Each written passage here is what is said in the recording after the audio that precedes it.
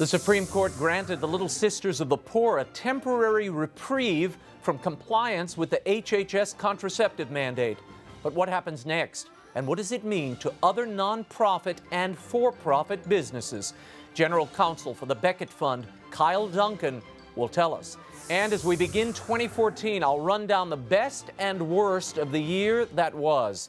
And finally, an encore of my discussion with Father Gerry Murray and Robert Royal about the Man of the Year and how he could shape 2014.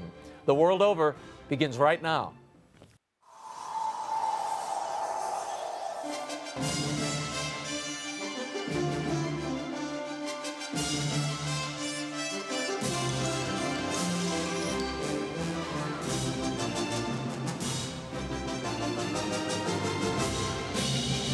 Now, from Washington, D.C., Raymond Arroyo. A warm welcome and a happy new year to all of you joining us in the United States and the world over. Kyle Duncan, Robert Royal, and Father Gerald Murray, and my best and worst list of 2013 are all straight ahead. As always, if you'd like to sound off on tonight's program, send your tweets to Raymond Arroyo, keep them clean, and drop us an email at worldover@EWTN.com. Lots to get to, but first, here's the first brief of the new year from the World Over this week.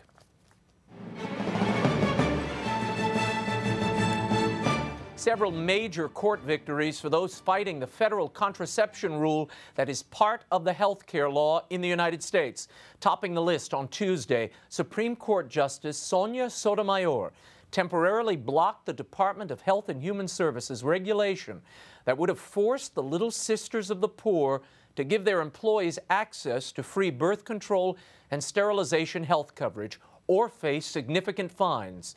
The religious sisters who care for the elderly in more than 30 countries were denied an emergency stay earlier in the day by a federal appeals court. Also on Tuesday, the U.S. Circuit Court of Appeals in D.C. issued an emergency stay against the contraception mandate, this one for the Archdiocese of Washington, D.C., Catholic University, and Priests for Life among the other petitioners. And winning in their federal court appeal in Texas were 3 Protestant universities. A complete rundown on these cases and their implications in our next segment. And Russian President Vladimir Putin has vowed the complete annihilation of the terrorists responsible for 2 bombings in the city of Volgograd. On Sunday, a suspected jihadist detonated a suicide bomb, killing herself and 15 others at the city's main railway station. Another 19 were killed aboard a city bus on Monday. No claim of responsibility has been made, but these bombings came a few months after the leader of an Islamist group in southern Russia called for attacks in the run-up to the Winter Olympics in Sochi. Putin said whatever motivated the criminals' actions, there's no justification for committing crimes against civilians. And it was a deadly month of terrorist bombings in Iraq, with more than 500 killed by suspected Sunni militants. Christians were the target in 3 separate Christmas Day bombings in Baghdad alone, killing at least 37 people and wounding more than 50 others. In one attack, a car bomb detonated near a church after Christmas Mass, killing 26 people.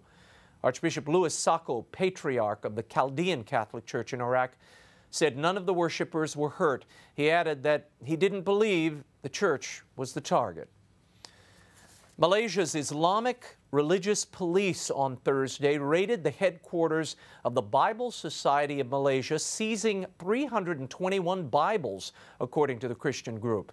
The raid appears to be an escalation of enforcement against the non-Islamic use of the word Allah to refer to God. In October, a Malaysian court ruled that the Arabic word could only be used by Muslims. That ruling overturned an earlier decision that allowed a Catholic newspaper printed in Malay to use Allah. The editor of the Catholic Weekly, Father Lawrence Andrew, had said that in spite of the ruling, Catholic churches there would continue to use Allah during Mass. Christians make up about 9% of the Malaysian population. And Pope Francis's recent comments criticizing trickle-down economics and the wealthy have reportedly upset a top Catholic benefactor here in the U.S. Billionaire founder of Home Depot, Ken Langone, told CNBC that a potential seven-figure donor to the restoration project at New York's St. Patrick Cathedral was bothered by the Pope's criticism of market economies as exclusionary, and that a culture of prosperity leads some to become incapable of feeling compassion for the poor.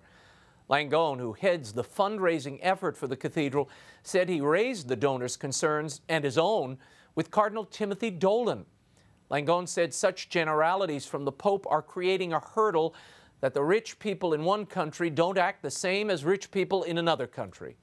During his own interview with CNBC, Cardinal Dolan said he told Langone that any perceived condemnation of those who are wealthy by the Pope would be a misunderstanding of his message. The Pope loves poor people, he also loves rich people, the Cardinal said. He's not in the condemning game, end quote. And it looks like gay marriage will continue to make headlines in 2014. On Tuesday, Utah asked the U.S. Supreme Court to suspend the same-sex marriages that became legal after a December 20th federal court decision.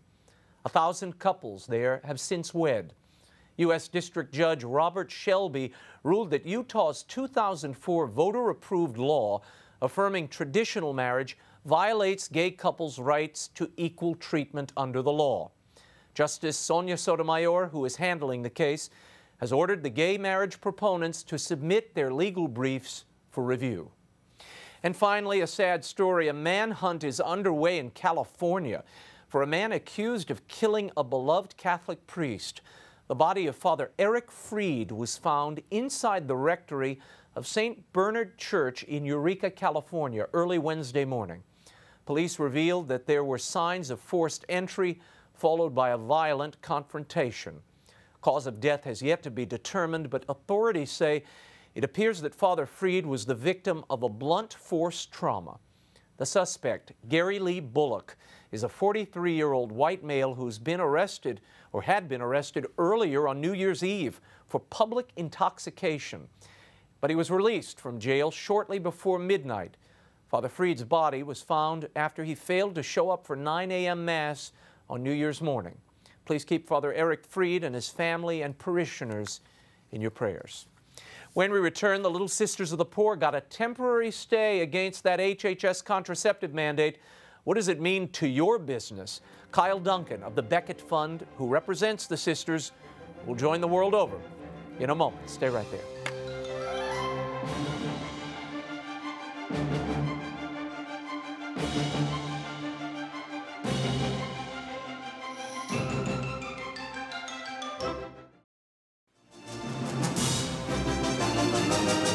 Now, once again, Raymond Arroyo. Welcome back to the World Over Live. A rule by the HHS forces employers to provide contraception, sterilization, and abortifacient services to their employees. Well, the Little Sisters of the Poor, an order of nuns who serve the poor and elderly all over the world, filed the first class action lawsuit against the federal government last October. It was their effort to gain a true religious exemption from the HHS mandate.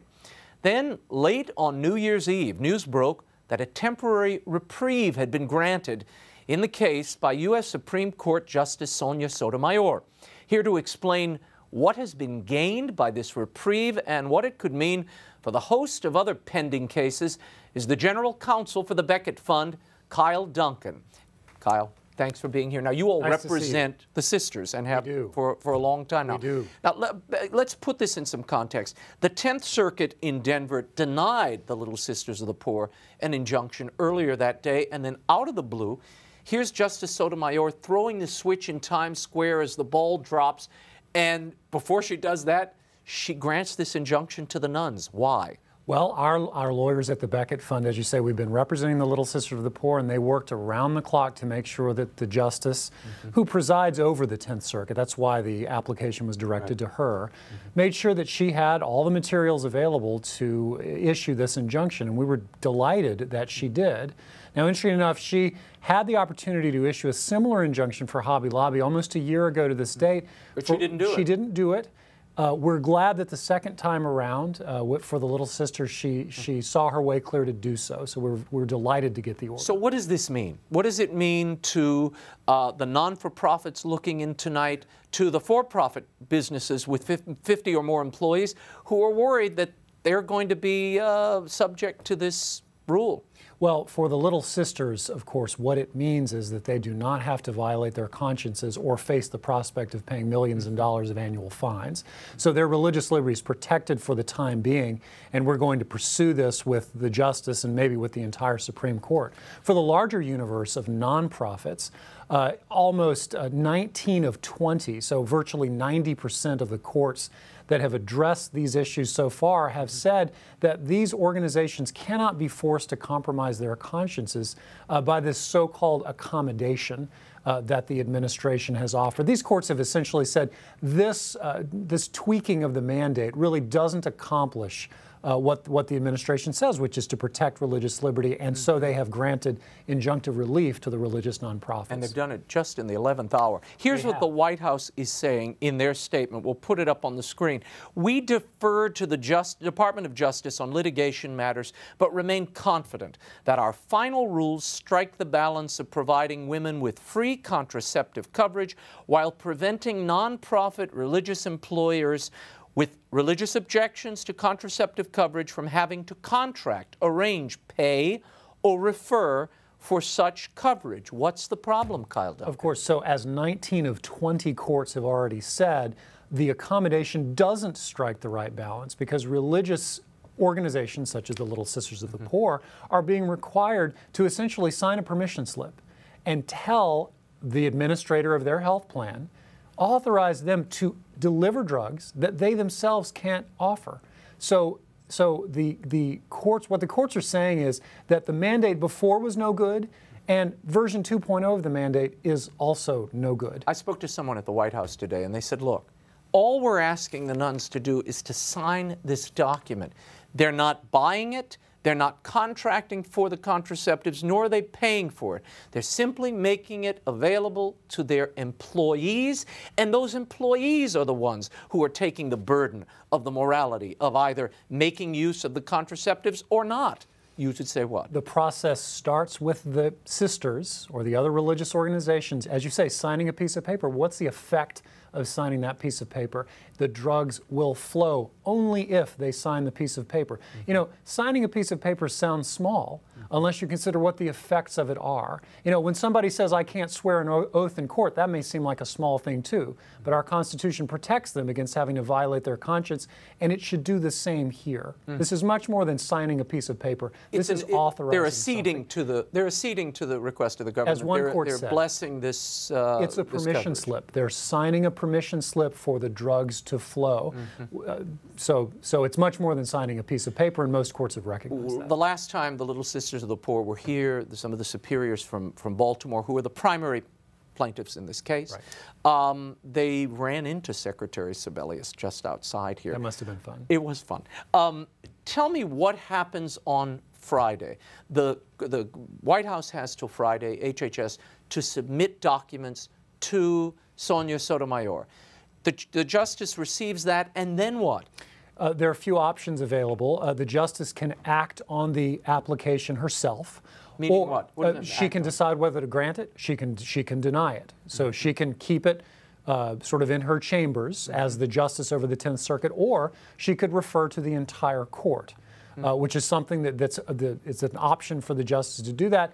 I imagine it's in cases where the justices feel that really a wider range of opinions is necessary. That may happen in a case like this because there's so many different organizations who are suing. This is not simply one case. This is a whole plethora of cases, so that this may be an occasion for the justice to refer to the entire court, in which she'll get the input of her colleagues before acting. And the Little Sisters are part of, they contract with the Christian Brothers. That's correct. To offer health care to their employees rather. So everyone in the Christian Brothers network would be covered by this injunction? That's correct. So this is although the Little Sisters are the lead plaintiff, this is actually a class action on behalf of all of the Catholic nonprofits who receive their benefits through the Christian Brothers Trust. These rulings seem to be coming fast and furious as the year ended here. A lot of injunctions. Legatus got one, Archdiocese of D.C.,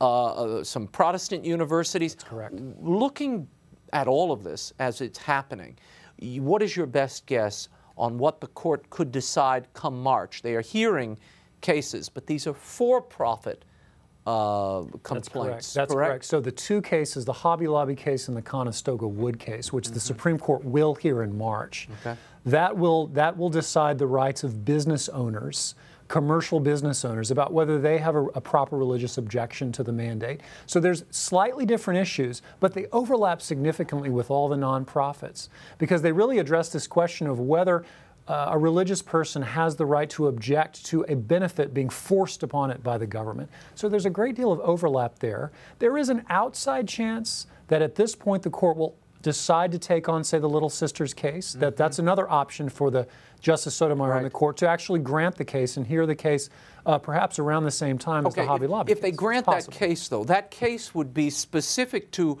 religious organizations outside of non-for-profit religious organizations. That's correct. That would not cover an organization like Legatus or EWTN, which are non-for-profit organizations that have a religious bias, but they're certainly not run by religious. Well, it's interesting. So what the government has done here with this mandate is sort of divide up religious believers into sort of classes. So you've got the first class, as far as the government goes, which are institutional churches. They get the real exemption, right? So then in the second class, you have organizations like Little Sisters who are not institutionally affiliated churches. EWTN also falls in that category because EWTN is not an arm of the church. So really, those religious nonprofits that are sort of in that gray area, the gray area where the government says, sure, you're religious, but you're not religious enough. You're not affiliated. You're not run by the bishops, say. You're not an arm of the church. You don't get the first-class treatment. You don't get the real exemption. You get this, what we say, is a fake accommodation. So all of those cases are being grouped together. You know, the numbers are growing. There's some 50 of those cases right now. It's possible the court will have to deal with those cases as a package, just like it's dealing with the business cases right now. Have you all made the argument, and I imagine it will be made in the coming weeks, the Amish get an exemption from the law? It was written into the law that way. Why give one religion an exemption that's written in and yet exclude all these others? This is part of our. You should be on our legal team. No, you wouldn't want that. The Little Sisters would be out of luck. But go ahead. This is part of our argument that you can't play favorites like this. You can't pick and choose which religious entities you think have conscience exemptions that are worthy of recognition. Say the institutional church, the big church, but not the little order of religious nuns who cares for the dying poor, not the religious broadcasting network, not the religious school that's not affiliated with a particular denomination. You can't play favorites like that and have a robust and genuine commitment to religious liberty. What happens next here? What is your best guess for all of these cases? I mean, obviously the sisters are going to get some action very shortly. What of the others? The EWTN, Hobby Lobby obviously is going to be heard in March. That's right. What are these other cases? What's encouraging about all of this is that the courts are obviously keenly aware of what's at stake. They're acting quickly. There are many cases that are percolating at the same time. So I think people can reasonably expect this to be really dealt with in the courts, partly this term and perhaps next term in the Supreme Court. But I think the encouraging thing is this is not going to drag on for years and years. It's already dragged on long enough. We've gotten to the point where the mandate is effective. It is violating people's religious liberty. It's exposing people to the prospect of millions of dollars in fines. And so this is really calling out for the courts to decide this issue. We believe we have very strong arguments. That's why 19 of 20 courts have already validated those arguments in these religious nonprofit cases. Weren't there already religious exemptions written into the federal code that predate Obamacare? Wouldn't that apply? Well, there have been religious exemptions written into other laws, right? But with the ACA, the responsibility of coming up with religious exemptions was delegated. All goes to HHS. To HHS, and they came up with this scheme that privileges certain kinds of institutional churches, but leaves others out in the cold. And of course, leaves the business owners, the religious business owners, with absolutely no protection at all. So that's why you have this. It's not a robust scheme of religious exemptions. It's not a fair scheme of religious exemptions. What's true in all of this, what no one can deny, is that there's a federal civil rights law, the Religious Freedom Restoration Act, that requires the government to pay close attention to religious liberty. And what we're really saying in these cases is the government has failed, the federal government has failed in its responsibility to live up to the rules that govern its own conduct. It's as simple as that. Kyle Duncan, thanks for being here. For having we will me. be in touch, I'm sure, in the coming days. You can keep track of the Becket Fund's efforts on behalf of religious freedom by visiting becketfund.org. When we return, the best and worst of 2013 and the stories that will mature in the new year. The World Over Live continues in a moment. Stay right there.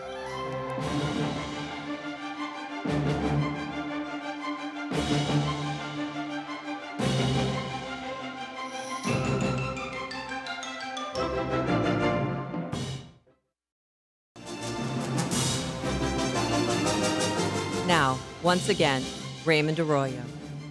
Welcome back to The World Over. As we begin a brand new year, it's a perfect time to look back at the best and worst of the last year. Though this list is hardly comprehensive, I hope you find it perceptive. First, the worst of 2013. From Iraq to Sudan to Nigeria to Korea to Egypt to Syria, Christians were destroyed by the tens of thousands this past year. Yet their deaths barely made a dent in the news cycle. John Allen, in his book on Christian persecution, estimates that more than 150,000 Christians were martyred this year, and the slaughter continues. It is an ongoing tragedy that the Pope has called our attention to, urging all people of goodwill to petition their governments to end the bloodshed. You can count on the world over to continue our 17-year tradition of covering religious persecution into the new year. The worst part of any year are the great people that we lose in its passing. 2013 took some incredible people of talent, vision, and faith, including Dame Margaret Thatcher, James Gandolfini, Gene Stapleton, Annette Funicello, Jonathan Winters, Peter O'Toole, and Mother Antonia Brenner, a Catholic nun who founded a ministry to prisoners in Tijuana. Their leadership, talent, and example will be sorely missed. Miley Cyrus was the wrecking ball of the American cultural scene in 2013. Watching a young celebrity desperate for notoriety is always a painful pastime. But Miley has taken things to a new low. From her twerking to her ridiculous tongue thrusts, Miley Cyrus is clearly the worst celebrity of the year. She not only shocked sensibilities, but scandalized so many girls who grew up with her Hannah Montana persona. The good news is she made Taylor Swift look even better. Runner-ups for Worst Celebrity of the Year, Lady Gaga, feeling up Muppets during her low-rated holiday special, and anyone named Kardashian. Among the worst of 2013 was Obamacare. From the moment the Affordable Health Care Act was passed into law, the problems were obvious to those of us who had read the bill.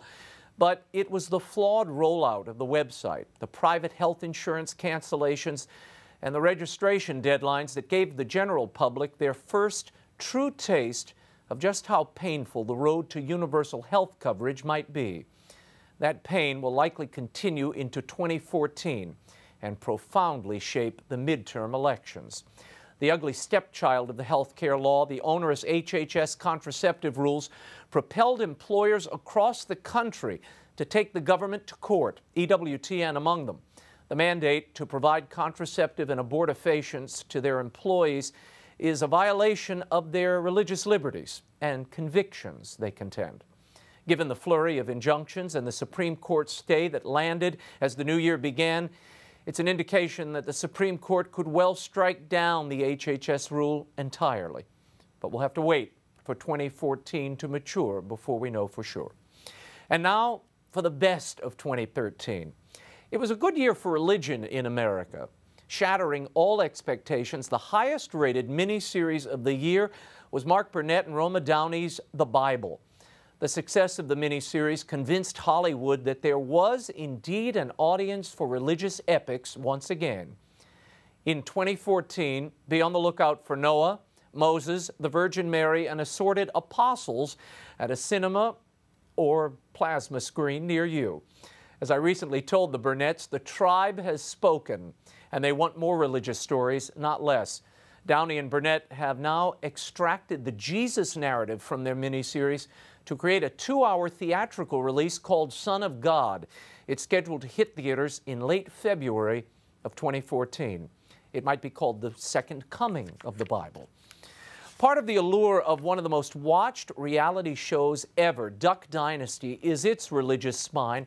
Yes, the Robertson clan are uproariously funny. They are Louisianians, which makes them instantly lovable in my book. And hey, Jack, Uncle Si is worth the price of admission alone.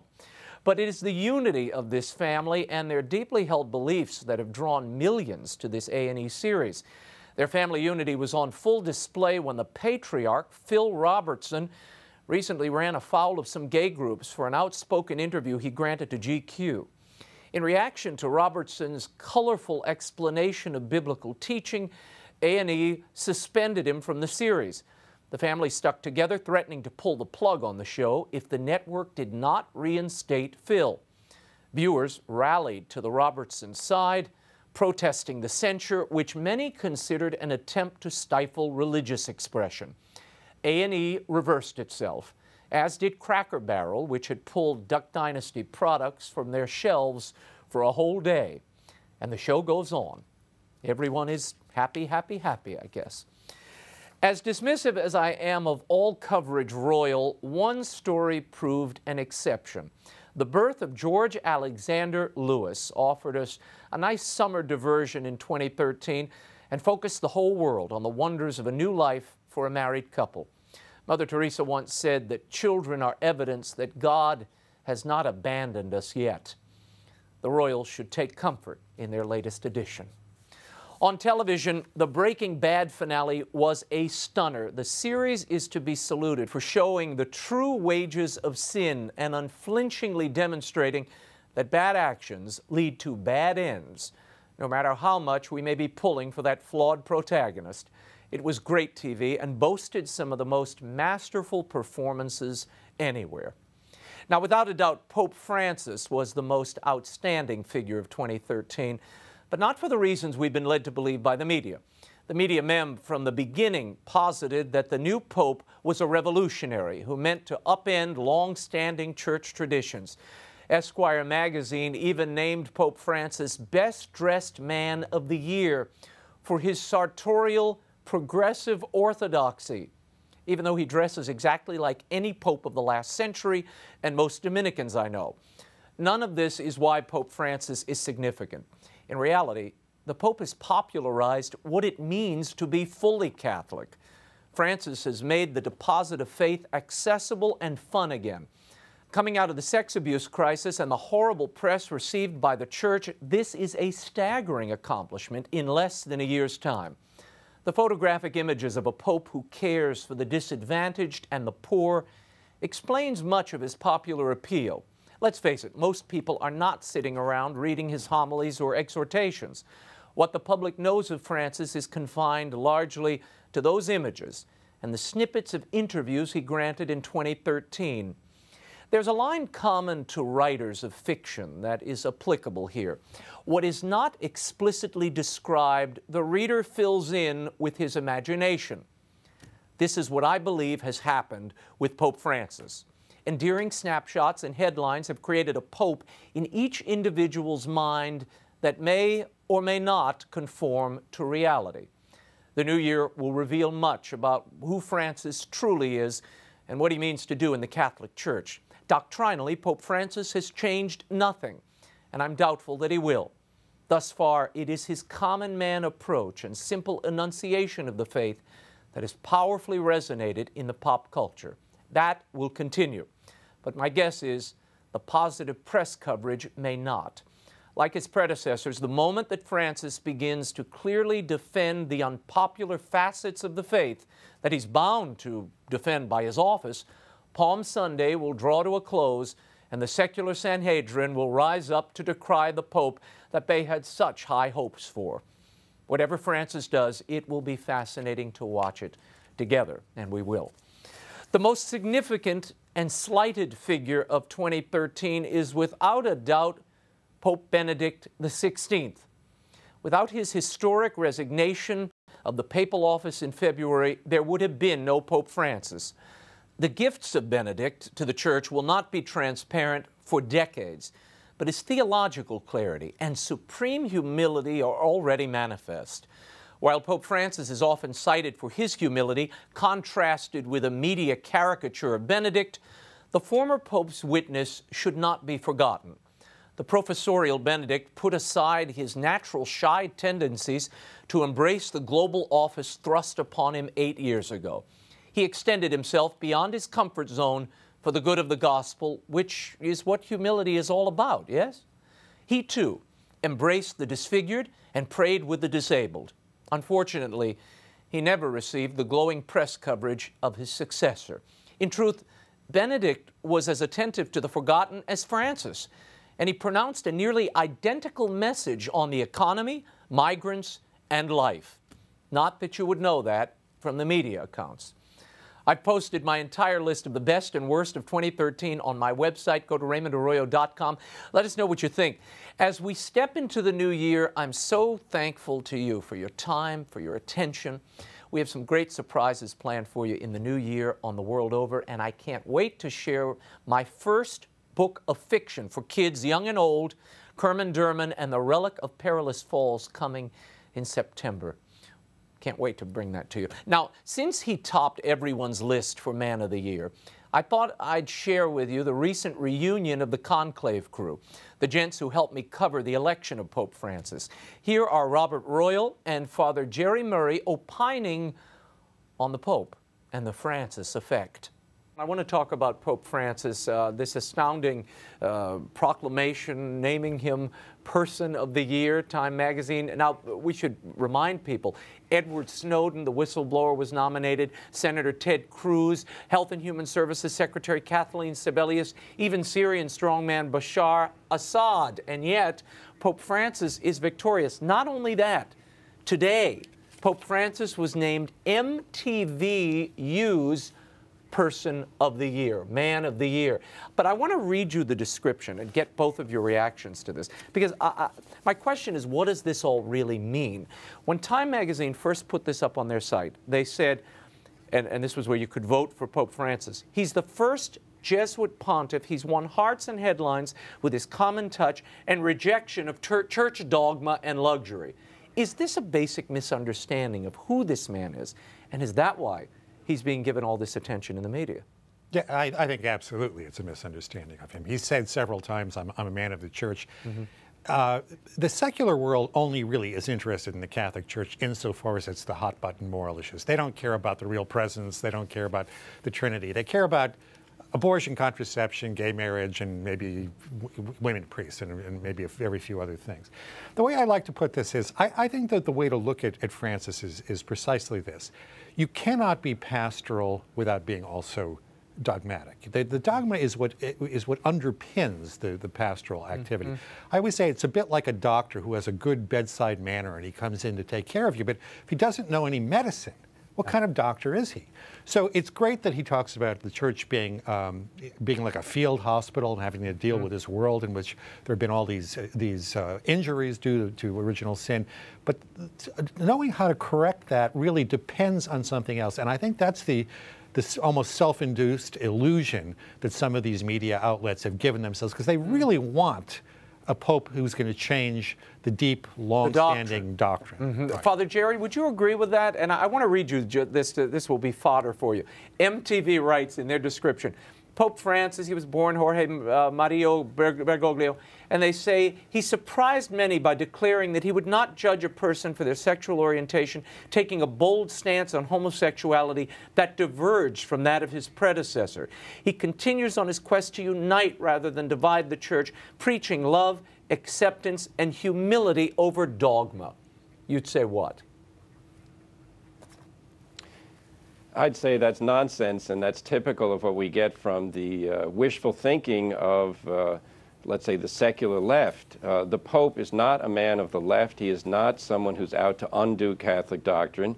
On the other hand, he is a figure like Mother Teresa who draws the world's attention because he goes to the areas where poor people are and brings the love of Christ. You know, it strikes me, the big question that people ask themselves is Catholicism right? Is it serious? Is it something that can guide my life if I'm not a Catholic?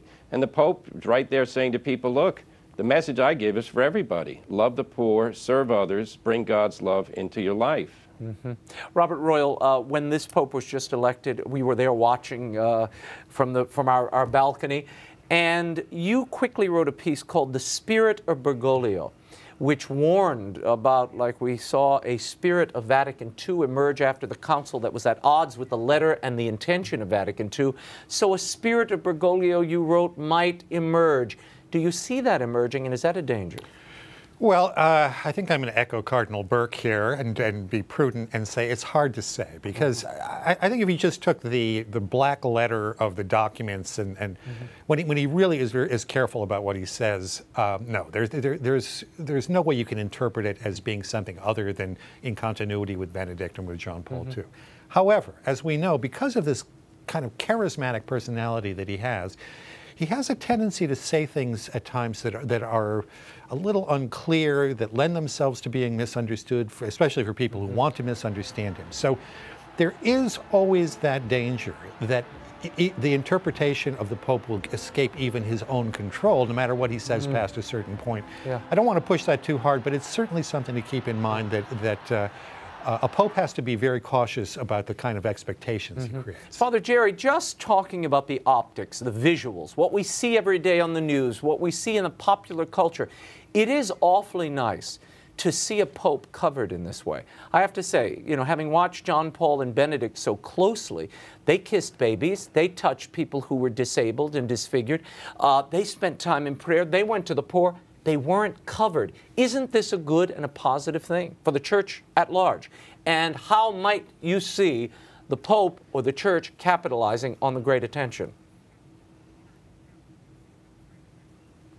Well, I think it's very good for the Church, as you say, because it's not expected. And part of it has to do that he is a believable figure. He lives what he teaches. And the whole world was fascinated to know that he used to take the bus when he traveled around Buenos Aires. Yeah. It's not unimportant that he's chosen not to live in the papal apartments. Even though they're not regal, he doesn't even want to appear to be living those trappings.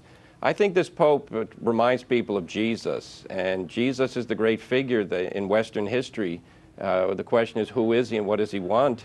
And the Pope is saying, I know who he is, I propose him to you, and I'm trying to live the way he lived. I want to read this to you. It's very interesting you bring that up. This Die Zeit magazine, Die Zeit, that interviewed Ganswein, who is the papal secretary both to Benedict and now Francis. It says, Ganswein saw Pope Francis's decision to live in the Domus Santa Marta guest house and not the papal apartments as an affront against his predecessor. Benedict didn't live in the papal apartments for egotistical reasons. He was also very modest, Ganswein said. That is true.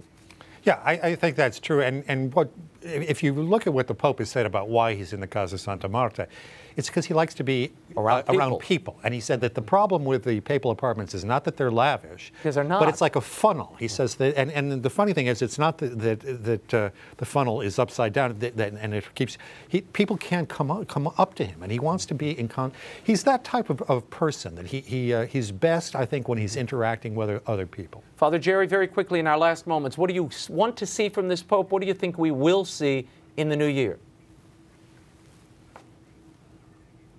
There will be surprises, but they're going to be in the direction, as he said, of bringing the gospel to the world in an effective way. And he wants Christians, in this latest document, he says it very clearly, it's not just for the priests, the popes, the bishops. It's for everyone to get out there and say, Jesus is the answer to the question you have. Robert, your take, prognosticating into the future, look into the crystal ball. What do you see in the new year for this Pope? I think that I can predict that it's unpredictable. Oh, okay. That he's said himself that, you know, we have to be prepared to have the Holy Spirit inspire us to do unexpected things. And I think that's one of the baselines of the way he lives his life and the way he wants the papacy. You know what my prediction is? My prediction is he is going to begin to clarify doctrine, and it is going to break the hearts of so many of our peers in the media. Watch. Watch. Could be right. Okay. Robert Royal, Father Gerry Murray, thank you both for being here, and we will reconvene when our friend Father Landry is available so we can have a proper reunion. Thank you, gents. Before we go, I thought it might be fun to have one quick flashback. Here's the Conclave Crew's analysis of Pope Francis on his first day in office from March of 2013. Let's recap. First of all, I have to say, Father Landry, you got it right. You did predict that the Pope would be named St. Francis or Francis. You got the man wrong, but the name you got correct. If we were playing baseball, I'd be in the Hall of Fame. If I were still a student, I would be flunked out, Raymond. So I don't know quite how to look at that. Well, no, but that's interesting, because you remember you were saying earlier in the week, if Cardinal O'Malley is the man, he'll certainly take the name Francis. Well, somebody scooped him early. Tell us about the meaning of the name. Why do you think? Is it Francis of Assisi? Why do you think he chose that particular name? We know in the history of our faith how important names are. God changed Abram's name to Abraham to be the father of many nations, Jacob's name to Israel, because God would wrestle with the people of Israel like he wrestled with Jacob. That Jesus changed Simon's name into Peter to be the rock. And so when he chose Francis, I think that there were four things that you could say. First, rebuild my church. That's his mission. Second, Francis was a radical disciple, and I think Cardinal Jorge Bergoglio, Pope Francis, is himself quite radical in the way he goes to the roots of our faith. Third, St. Francis and Pope Francis both have a particular love for the outcasts. St. Francis kissed the hand of a leper. Pope Francis went to wash the feet of 12 AIDS victims, and both St. Francis and Pope Francis preach eloquently by their body language, even more eloquently than the words they choose to use. And so I think there's a great overlap in enormous significance in this name choice. Very good. I want to go around the table, and lest I call Rob Bob or Bob Rob, I know your wife can't stand it. She's probably burning black candles every time my name is uttered. Every time I utter your name, it is Bob. Your thoughts on Pope Francis as you watched him come out and what you saw today? Well, I mentioned earlier during the Mass that I'm trying to take the temperature of this Pope early on. And, you know, we've only got a few indications. Most of us didn't delve deeply into his biography before this great surprise early yesterday. But at this point, I find him somewhere between John Paul II and Benedict. Benedict being a more humble, quiet presence, recollected, etc. And John Paul, of course, being the great dramatic figure on the world stage. There's a funny way in which I feel, just at the beginning now, that there's a drama in this new Francis that we have. And it's a thing that repeats over and over in the church, that at a point when there's a crisis, somebody steps forward to fill it. So in the Middle Ages, when the church was in corruption, Francis founds the Franciscans, St. Dominic starts the Dominicans. Similarly, during the Reformation, the Jesuits, of which the new Pope is one, rise to meet the challenges of the Reformation. Maybe we've got a new moment, and his emphasis on motion, on moving forward, on a kind of quiet dynamism, not the great dramatic dynamism of John Paul, but a quiet dynamism, a workmanlike maybe approach to the faith. There's something like that in him right now, and I think we'll anticipate, and we can see that those things will start to bear fruit in the future. Father Gerry? I was struck today by a couple of things at the Mass. One is just seeing him now in person up close through the camera lens. This is a man who bears a lot of experience. You can see in his face, I compare him to a grandfather, and the love he had for the other cardinals and for all the faithful. I think he views the church precisely that this is a family, and he's called to lead that family. And then secondly, the devotion with which he said the words of consecration and held up the Holy Eucharist. For me, that's always the most striking thing that we do as priests, and I think lay people appreciate that. If you love Christ in the Eucharist, then everything else goes better. In fact, it becomes easy to a certain degree, even when it's tough. I want to share some images with you. This is Pope Francis early this morning in Rome. He visited St. Mary Major. He did so privately, and he prayed before the image of Mary's salvation of the Roman people. He has truly accented this role as Bishop of Rome. Why this emphasis, Father Landry? Well, I think he's authentically Marian, and he knows as the Bishop of Rome that he's not going to, that more important than the Petrine aspect of the Diocese of Rome is the Marian aspect, as Hans Urs von Balthasar once said. And he wanted to start off his papacy going to Mama, going to the Madonna, and that image over at St. Mary Major is famous in Roman history. Pope St. Gregory the Great, 1400 years ago, went and grabbed that image when the Borgo was burning to the ground. Wow. And without the water, the fire was extinguished. And even Pope Pius XII in 1944, when Adolf Hitler said that if he couldn't have Rome for himself, no one was going to have it, and was preparing to carpet bomb the city, Pope Pius XII went and took the image of Our Lady Salus Populi Romani on a pilgrimage to St. Ignatius Church in downtown Rome. Huge cloud cover came over Rome. They didn't have the smart bombs of today, and the Germans carpet bombed the huge cemetery of Campo Verano out on the outskirts of the city, and Rome was saved. And so he wanted to place his entire pontificate, like those flowers on the altar, at her feet. It's a great image. What a moment. Boy, you have been such a font of historical and so many beautiful details about Rome. I mean, we should really come back and just do a video tour. We can all come back. Let's do it. All right, it's a deal. We spoke with Cardinal Donald Wuerl of Washington last night and asked him if he saw Pope Francis, I keep wanting to say St. Francis, as the reformer. And I've been asking that of all the cardinals we heard earlier. Here was Cardinal Wuerl's response. Listen.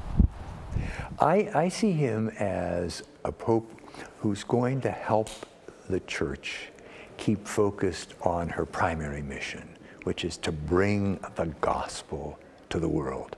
And I think he's done that so successfully in his own way in Buenos Aires. It's a situation there that's challenging, but he seems to be very effective in getting out and sharing the gospel message. Obviously, not everybody agrees, but he keeps at it. And I think that's the quality he's bringing. And it's a quality I was looking for, and I think many others were too. Bob, your reaction to that, and is he the reformer the church needs at this moment? Well, I think we're going to see all sorts of new things start to come out with him right away, because he's a man who obviously sets his own way of doing things. He did it in Buenos Aires, and I think we're going to see that here. And I think one of the ways he's going to preach, as Cardinal Wuerl said, preach the gospel, is by action. It's often been said of St. Francis. St. Francis said, always preach the gospel, and when necessary, use words. We have a lot of words in the modern world. We've got the internet, we've got the TV, there are pixels flying all around the atmosphere, and to cut through that background noise, you need, as they say in the technological term, a strong signal to cut through the background noise. And maybe the strong signal is a simple signal, and that also becomes a reforming signal. Father Gerry? Yeah, I think one thing I'm going to do is go back and read G.K. Chesterton's biography of St. Francis of Assisi, and I'd encourage all of our viewers to do the same. And the reason is people sometimes forget, they have a romantic notion of St. Francis with the birds and the sun and all the rest outside in nature. But this was a man who threw down the gauntlet. You know, his age was an age also of much sensuality, of much worldliness. The church had become corrupt in many ways, clerics not living the good life of a good cleric. I think Francis, as the name, is going to teach us what Pope Francis in action is going to do. His saint challenged the world, and in that way Christ became more present. Before I leave you, I have to talk, I know you are responsible for some Hispanic outreach in the Archdiocese of New York. Let's talk for a moment about this Pope coming from Latin America with the focus, it would seem, of both evangelism as well as bonding and having a heart for the poor. And poverty and the assaults on the faith by other groups is such a large threat today. What impact will this election had. This is a great moment for all of Latin America, for all Spanish-speaking people in the New World. This man represents what Christianity really is. It's Petrine, it's Marian, it's centered on Christ, and it's centered on the Eucharist. A lot of the sects preach a gospel which is divorced from all the elements of traditional Christianity. No, this is going to revive the liveliness of the faith, I think, in Latin America. I'm waiting to see what happens in World Youth Day in Brazil, and I wouldn't be surprised if he goes back to Argentina while he's in Brazil. No, World Youth Day is going to be unbelievable this summer, so that's ahead. I also want to share with you a little video. This is from the Sistine Chapel earlier today, the first papal mass of Pope Francis. And I was struck by this homily, and I'll start with you, Father Landry. The entire approach here was so gentle, so warm and pastoral. It wasn't deep catechesis, it wasn't complex theology, a very direct message. It was, and one of the chief tasks of the Holy Father is to set the example for bishops throughout the world, for priests throughout the world. And what we saw there was something that can be emulated by every priest across the globe. He was well prepared. He had his points that were building on top of each other. He gave a clear message, calling the cardinals to conversion, calling us all to conversion, walking in the Lord's ways, building our whole lives on Christ the cornerstone, and confessing Him in the midst of a world that, even if it's unconscious of its need for Him, is desperate for Him. And so I learned a ton, not only from his message, but also from his method. Bob, do you think there was any biography or biographical reference woven in to that moment when he accented the reading from today's gospel, the cornerstone rejected by the builders, or the stone rejected by the builders has become the cornerstone? He went through such hell with the Jesuit order, attempting to reform it from within. And oftentimes, you know, those who are on the front end of these things, they're trying to change things, they're trying to do something good, and, you know, they don't get the support. No, he was teaching math and physics or something in northern Argentina when John Paul II swooped in and brought him in and made him an auxiliary in Buenos Aires, and now he's, you know. But we're reading a lot into a little at this moment, and I think he's going to have plenty that we're going to be chewing over in some much more extensive ways in the future. What did you make of the comment Cardinal George made earlier about freedom and how important it was for not only Cardinal Bergoglio, but the Pope and all of us to be free?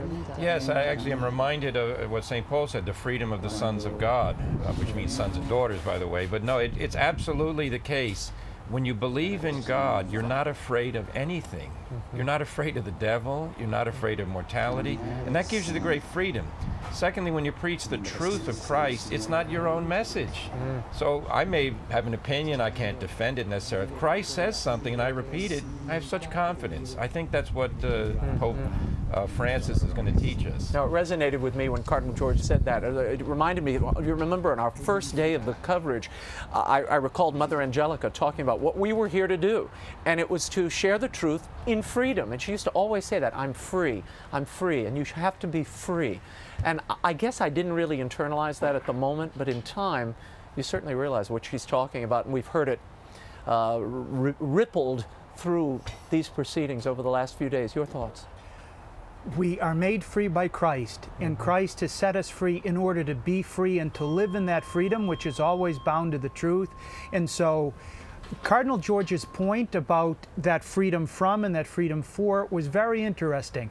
It seemed to be one of the huge criteria they were looking, and perhaps a few of the cardinals who were papabili weren't considered free of some of these external constraints, and they were able to choose somebody who they thought was free enough to be bold in leading the church, putting out into the deep waters of the world, and lowering our nets for a dramatic catch.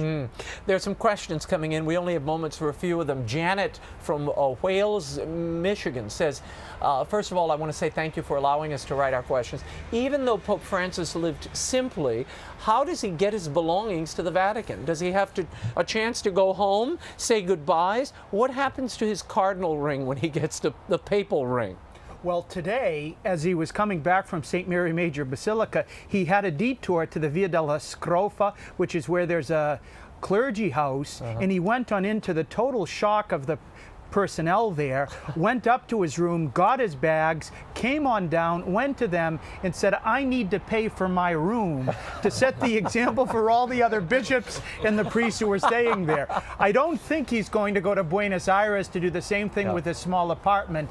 He'll have others be able to bring his goods over here, but it does show an awful lot about the character of our Holy Father, that he wasn't going to stiff this priest's house for traveling priests to Rome of €1.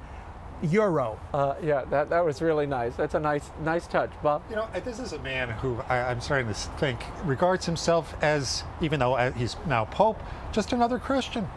You know, he asked you to pray for him. He pays his own bills. He's a man that is going to, I think, move among us with that kind of freedom that we were just talking about. And you know, it's interesting that in Latin America, one of the problems that existed in Latin America for the church was liberation theology. The people thought they were going to be liberated by what was essentially a kind of a Marxist political economic system. But he, like Benedict before him, when Benedict was Ratzinger, said, no, that's not the freedom that you get out of being a Christian. He cares about the poor. He wants to help liberate them in every sense, to make us all free. But there's a different notion of what that existence in the freedom of Christ is. No, I love the idea that it's not just a concept. He lives it. He does it. He exemplifies it. And that's a big part of the challenge for all of us.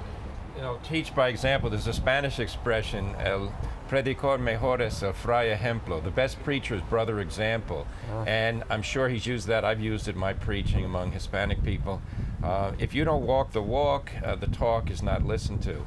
And in this case, not only has he lived it, he's done it with joy. He was obviously a man, they say he feels good in himself, not meaning he's full of himself, but he's full of that confidence that comes from living with Christ. The apostles were full of joy. I think that's what we saw today. Well, that is all the time we have for now. Until next week, the show continues on Facebook and Twitter. Like me on Facebook, follow me on Twitter. The links are at RaymondArroyo.com. By the way, if you sign up for the free e-blast, I'll send you exclusive content. Go to the center of my webpage, RaymondArroyo.com. Next week, the uproariously funny comic legend Tim Conway is here. You don't want to miss that. In the meantime, we'll be scouting the world over for all that is seen and unseen. On behalf of the staff and crew of EWTN News, thank you for watching. Happy New Year, and go Saints. I'm Raymond Arroyo from Washington, D.C. See you next time. Bye now.